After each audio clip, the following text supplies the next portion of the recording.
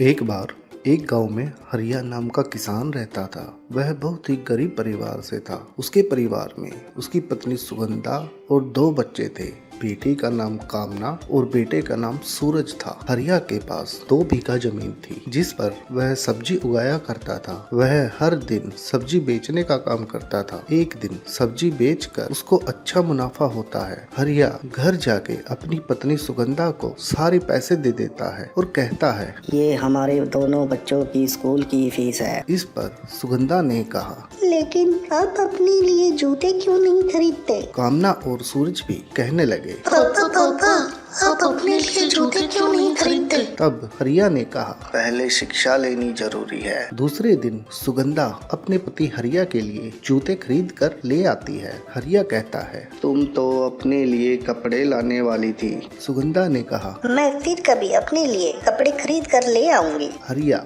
हर दिन की तरह सब्जी बेचने के लिए चला जाता है। रात में लौटते समय काफी समय निकल जाता है। हरिया घर की तरफ जा ही रहा होता है कि रास्ते में तूफान आ जाता है, इसलिए वह किसी के घर में थोड़ी देर रुकने की सोचता है। जब वो एक घर के पास जाता है तो उसे किसी के चीखने की आवाज आती है, बचाओ, मुझे कोई बचाओ, बचाओ। हरिया की नजर तुरंत उस घर की तरफ जाती है। वह देखता है एक लुटेरा एक औरत के साथ बदतमीजी कर रहा था और उस औरत का एक नन्हा सा लड़का पूरी तरह रो रहा था। हरिया ने सभी गांव वालों को बुलाया और उस लुटेरे को बहुत मारा और पुलिस के हवाले कर दिया। सब गांव वालों ने हरिया के हौसले की बहुत तारीफ की। उस औरत ने हरिया से कहा, मेरा नाम सोना है, ये मेरा बेटा है किशन। हरिया ने भी अपना परिचय उस औरत को दिया। सोना ने कहा, भैया आप नहीं आते तो पता नहीं आज क्या हो जाता। मैं बाजार से सब्जियां लेने के लिए गई थी, तब ये लुटेरा मेरा पीछा करते हुए मेरे घर तक आ गया। ये बात सुनकर हरिया ने पूछा कि तुम्हारे घर में क्या कोई और नहीं है जो बाजार से सब्जियां ला कर दे देता?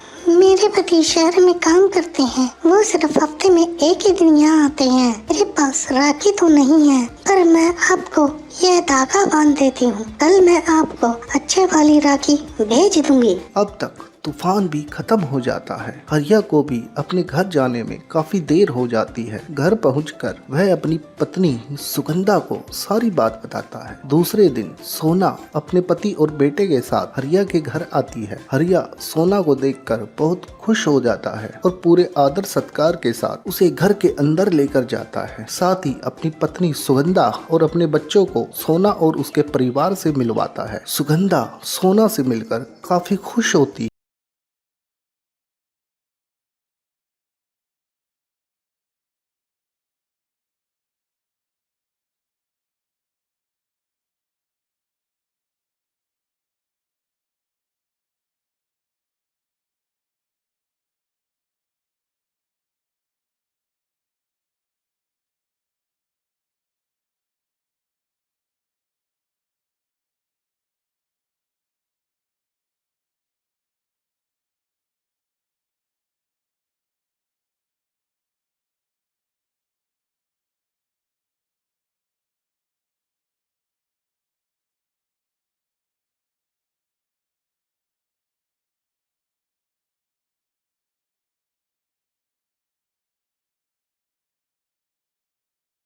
खेलने के लिए चलो, मैं अकेले ही जाती हूँ, बाजार से जल्दी आ जाना। कामना सामान खरीद कर घर आ ही रही होती है कि कुछ लड़के कामना का पीछा करने लगते हैं। कामना बहुत डर जाती है और आगे की तरफ चलती जाती है। कामना को एक औरत दिखाई देती है। कामना उस औरत से मदद मांगती है। उस औरत ने उन बदमाश लड़कों को डरा धमका के वहाँ से भगा दिया। कामना ने कहा, आप तो सोना बुआ हो ना? हाँ बेटी, मैं सोना हूँ, मैं हरिया की बेटी हूँ। चलो मैं तुम्हें घर छोड़ देती हूँ। दोनों घर पहुँचे। हरिया और उसकी पत्नी सोना को देखते ही बहुत खुश हो गए। कामना ने हरिया और सुगंधा को रास्ते में जो कुछ हुआ उसके बारे में बताया। हरिया ने सोना का शुक्रिया अदा किया। हरिया सोना को कुछ दिनों तक अपने घर रुकने का आग्रह करता है और कहता है, सोना कुछ दिनों तक हमारे घर रुक जाओ, क्योंकि कामना की शादी है। तुम भी कामना को अपना आशीर्वाद और प्यार देना। इस तरह सोना सोना हरिया के घर रुक जाती है। शाम तक सोना का पति और उसका बेटा भी हरिया के घर आ जाते हैं। फिर सब मिलकर कामना की शादी में शामिल होते हैं और आशीर्वाद कामना को देते हैं। मोरल,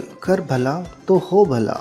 आप सबने देखा, हरिया ने सोना को उस लुटेरे से बचाया, वो भी बिना किसी लालच के। लेकिन जब हरिया की बेटी पर मुसीबत थी तो सोना ने उसे बचाया।